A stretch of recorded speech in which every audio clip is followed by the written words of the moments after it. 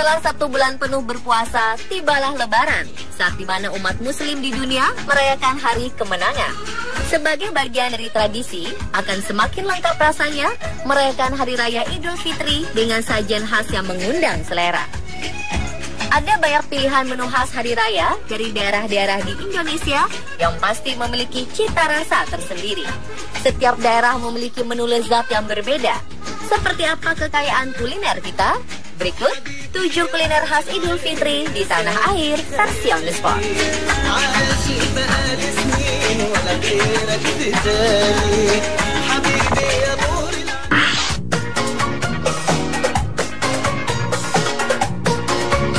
Yang pertama adalah semur Betawi. Semur menjadi sajian lebaran masyarakat Betawi yang sangat populer. Masakan ini terbuat dari potongan daging sapi dengan kuah kecap yang dimasak hingga kuahnya menyusut. Sebagian orang menyukai daging sapi tanpa lemak, namun banyak yang menyukai cita rasa lemak atau gaji. Ini karena lemak pada daging sapi akan memperkaya rasa semur daging sapi. Bumbu pelumur daging berupa campuran bumbu halus yang terdiri dari merica, ketumbar, biji pala, lengkuas, jahe, serta garam.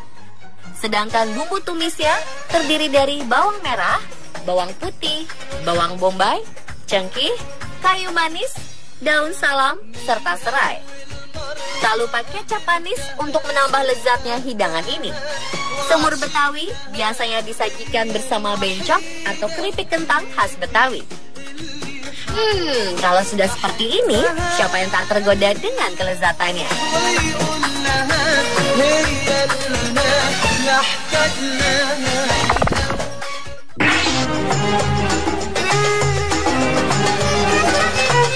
Tanah Rencong Aceh memiliki hidangan Idul Fitri yang populer. Inilah bebek gulai kurma. Bebek gulai kurma terbuat dari potongan daging bebek dengan bumbu rempah-rempahan khas Aceh serta santan yang kental. Meski terdapat kurma pada nama kuliner ini, dalam proses memasaknya, bebek gulai kurma tidak menggunakan kurma sama sekali.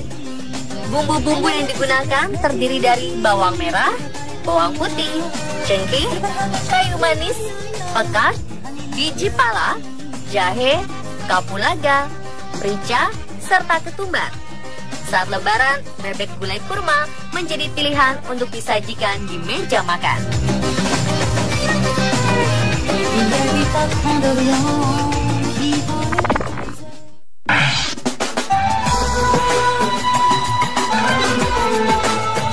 Iga sapi berkuah santan ditemani potongan ketupat adalah hidangan Lebaran populer dari Aceh lainnya.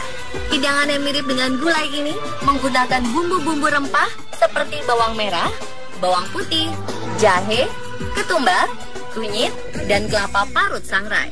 Tak ketinggalan daun salam koja atau daun temurui yang merupakan rempah daun penting di dapur Aceh. Daun temurui bisa memberikan aroma khas pada masakan. Selain daging, kuah labu juga diberi tambahan potongan labu.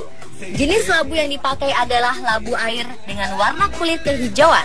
Bedanya dengan labu siam, labu ini tidak terlalu banyak getahnya.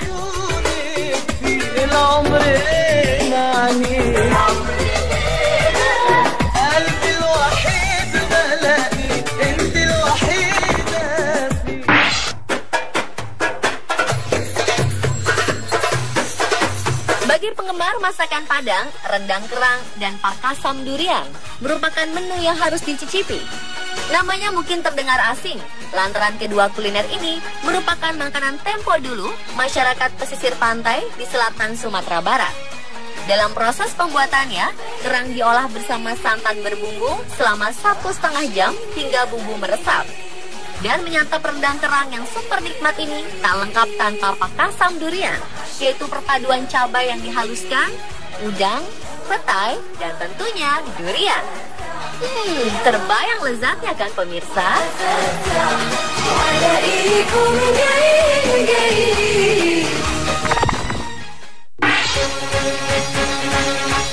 Jika di Betawi terkenal dengan semur daging dan Padang dengan rendangnya, maka Palembang terkenal dengan maldi. Maldi merupakan masakan kombinasi olahan semur dan rendang. Kuahnya hitam manis seperti semur, namun kering dan kental seperti rendang. perpaduan yang sempurna. Malbi biasanya berbahan dasar utama daging sapi dengan campuran beberapa bumbu rempah yang khas, serta kecap manis, sehingga masakan ini terasa lezat, manis, pedas, dengan tekstur daging yang empuk.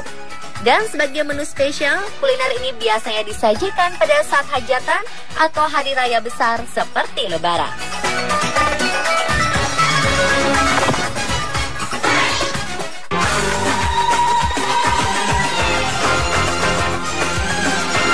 Khas Idul Fitri berikutnya adalah palu basah, kuliner khas dari Makassar. Sekilas, palu basah mirip dengan coto Makassar, namun pengolahannya berbeda. Palu basah diberi tambahan taburan kelapa parut goreng atau serundeng. Palu basah terbuat dari jeroan sapi atau kerbau. Jeroan untuk palu basah direbus dalam waktu yang lama bersama bumbu-bumbu hingga empuk. Setelah matang, jeroan serta daging diiris dan dihidangkan dalam mangkuk. Palu basah biasa menggunakan nasi putih serta tambahan kuning telur di kuahnya. Palu basah juga dapat dinikmati bersama burasa. Burasa merupakan makanan yang terbuat dari beras dan dimasak terlebih dahulu dengan santan yang banyak hingga menjadi nasi lembek. Untuk selanjutnya dibungkus dengan daun pisang dan direbus hingga matang.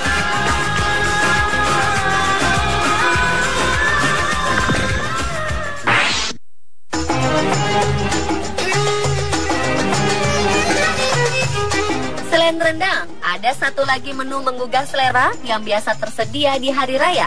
Inilah gazebo barasok. Gazebo barasok adalah sejenis daging yang banyak mengandung gaji atau lemak padat. Disebut barasok karena proses memasaknya menggunakan tungku dan kayu bakar sehingga berasa atau